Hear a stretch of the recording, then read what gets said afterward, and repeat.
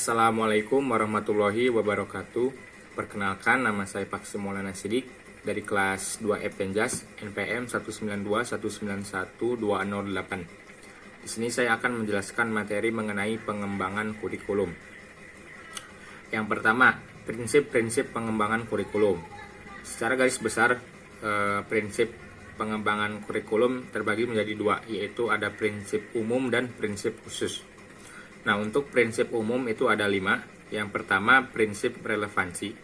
Secara umum, istilah relevansi diartikan sebagai kesesuaian atau keserasian pendidikan dengan tuntutan kehidupan masyarakat. Yang kedua, prinsip fleksibilitas. Fleksibilitas ini artinya lentur atau tidak kaku dalam memberikan kebebasan bertindak. Lalu yang ketiga ada prinsip kontinuitas, yaitu berkesinambungan. Artinya perkembangan dan proses belajar akan berlangsung secara berkesinambungan, tidak terputus-putus atau tidak terhenti-henti. Yang keempat ada prinsip praktis, yaitu mudah dilaksanakan, menggunakan alat-alat yang sederhana dan biayanya juga murah. Prinsip ini juga disebut sebagai prinsip efisien. Dan yang kelima ada prinsip efektivitas. Dalam sajian bidang pendidikan, prinsip efektivitas ini dikaitkan dengan efektivitas guru mengajar dan efektivitas para murid belajar. Lalu untuk prinsip khusus sama ada 5. Yang pertama, prinsip berkenaan dengan tujuan pendidikan. Tujuan menjadi pusat kegiatan dan arah semua kegiatan pendidikan, dan perumusan komponen-komponen kurikulum hendaknya mengacu pada tujuan pendidikan. Yang kedua, prinsip berkenaan dengan isi pendidikan. Memilih isi pendidikan yang sesuai dengan kebutuhan pendidikan yang telah ditentukan pada perencana kurikulum perlu mempertimbangkan beberapa hal.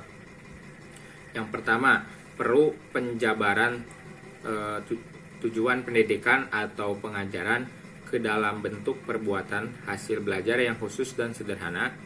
Lalu isi bahan harus meliputi segi pengetahuan, sikap, dan keterampilan, dan unit-unit kurikulum harus disusun dalam urutan yang logis dan sistematis. Lalu yang ketiga ada prinsip berkenaan dengan pemilihan belajar mengajar. Pemilihan proses belajar mengajar yang digunakan hendaknya memperhatikan hal-hal sebagai berikut. Yang pertama, apakah metode atau teknik yang digunakan itu sudah cocok atau belum untuk mengajar bahan pelajaran. Lalu, apakah metode dan teknik tersebut memberikan kegiatan yang bervariasi sehingga dapat melayani perbedaan individual siswa. Lalu yang keempat, prinsip berkenaan dengan pemilihan media dan alat pengajaran. Proses belajar mengajar yang baik perlu didukung oleh penggunaan media dan alat-alat bantu pengajaran yang tepat. Alat atau media pengajaran apa yang diperlukan dan apakah semuanya sudah tersedia. Nah, lalu yang kelima ada prinsip berkenaan dengan pemilihan kegiatan penilaian. Dalam penyusunan alat penilaian atau tes, hendaknya langkah-langkah sebagai berikut. Yang pertama, rumusan tujuan-tujuan pendidikan yang umum dalam ranah-ranah kognitif, afektif, dan psikomotor. Uraikan ke dalam bentuk tingkah-tingkah laku murid yang dapat diamati. Hubungkan dengan bahan pelajaran, tuliskan butir-butir tes. Lalu bagaimana dalam merencanakan suatu penilaian hendaknya diperhatikan beberapa hal. Yang pertama, bagaimana kelas, usia, dan tingkat kemampuan kelompok yang akan dites. Lalu berapa lama waktu yang dibutuhkan untuk pelaksanaan tes, dan apakah tes tersebut terbentuk atau berbentuk uraian atau objektif. Nah, itu macam-macam prinsip pengembangan kurikulum. Lalu kita lanjut ke bahasan yang ketiga, ada faktor-faktor yang mempengaruhi pengembangan kurikulum. Yang pertama, faktor dari perguruan tinggi. Kurikulum minimal mendapat pengaruh dari perguruan tinggi. Pertama, dari pengembangan ilmu pengetahuan dan teknologi yang dikembangkan di perguruan tinggi umum. Lalu yang kedua, masyarakat. Sebagai bagian dan agen dari masyarakat, sekolah dapat dipengaruhi oleh lingkungan masyarakat di mana sekolah itu berada. Lalu yang ketiga, sistem nilai. Masalah utama yang dihadapi pada pengembangan kurikulum yaitu menghadapi nilai adalah bahwa dalam masyarakat nilai itu tidak hanya satu. Masyarakat umumnya heterogen dan multifaset.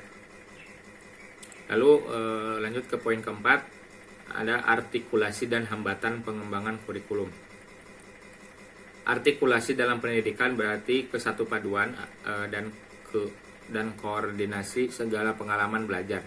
Untuk merealisasikan artikulasi kurikulum, perlu meneliti kurikulum secara menyeluruh, membuang hal-hal yang tidak diperlukan, menghilangkan duplikasi, merevisi metode serta isi pengajaran, dan mengusahakan perluasan dan kesinambungan kurikulum. Dalam pengembangan kurikulum terdapat beberapa hambatan. Hambatan pertama terletak pada guru. Guru kurang berpartisipasi dalam pengembangan kurikulum. Hal itu disebabkan beberapa hal. Pertama, kurangnya waktu. Kedua, kekurangan penyesuaian pendapat, baik antara sesama guru maupun dengan kepala sekolah dan administrator. Ketiga, karena kemampuan dan pengetahuan guru itu sendiri. Hambatan lain datang dari masyarakat. Untuk pengembangan kurikulum dibutuhkan dukungan masyarakat baik dalam pembiayaan maupun dalam memberikan umpan balik terhadap sistem pendidikan atau kurikulum yang sedang berjalan. Masyarakat adalah sumber input dari sekolah. Keberhasilan pendidikan dan ketetapan kurikulum yang digunakan membutuhkan bantuan serta input fakta dan pemikiran dari masyarakat. Lalu yang kelima ada model pengembangan kurikulum. Yang pertama, the administrative model, yaitu model pengembangan kurikulum model paling lama dan paling banyak dikenal. Diberi nama model administratif atau line staff karena inisiatif dan gagasan pengembangan datang dari para administrator pendidikan dan menggunakan prosedur administrasi. Yang kedua, Trimgrass Road Model. Model pengembangan ini merupakan lawan dari model pertama. Inisiatif dan upaya pengembangan kurikulum bukan datang dari atas tetapi dari bawah, yaitu guru-guru atau sekolah. Yang ketiga, model Biochem System. Model pengembangan ini dikemukakan oleh Biochem, seorang ahli kurikulum. Biochem mengemukakan 5 hal dalam pengembangan kurikulum. Yang pertama, menetapkan arena atau ruang lingkup wilayah yang akan dicangkup oleh kurikulum tersebut. Apakah itu sarana sekolah, atau kecamatan, kabupaten, provinsi, dan sebuah negara. Lalu yang kedua, menetapkan personalia, yaitu siapa-siapa yang turut serta terlibat dalam pengembangan kurikulum. Mungkin cukup sekian yang dapat saya sampaikan. Kurang lebihnya mohon maaf. Wabillahi taufiq wal hidayah. Wassalamualaikum warahmatullahi wabarakatuh.